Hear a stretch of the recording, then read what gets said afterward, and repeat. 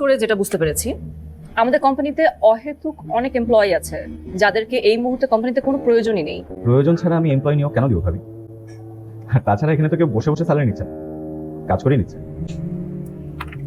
আমি তো আমার সামনেই এমন একজন এমপ্লয়িকে দেখতে পাচ্ছি যাকে এই মুহূর্তে কোম্পানিতে কোনো প্রয়োজন নেই, তবু বসে বসে অনেক মোটা অঙ্কের টাকা নিচ্ছে। তুই এমডি চেয়ারে বসে আমাকে গেস্ট চেয়ারে বসতে বলছিস, ব্যাপারটা একটু আনফেয়ার হয়ে গেল না? সরি ভাইয়া, মানে প্রতিদিনের অভ্যাস তো।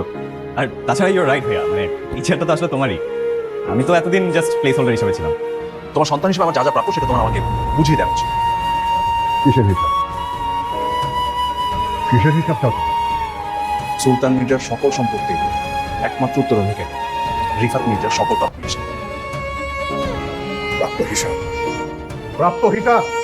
এই তুই আমার কাছে প্রাপ্য হিসাব চাস? তোর এত বড় সাহস, তুই আমার কাছে হিসাব চাইতে এসেছিস? হ্যাঁ? আর শরীর, আমার চোখের সামনে আমার এতদিন সাজানো সংসারটা তছনছ হয়ে গেছে।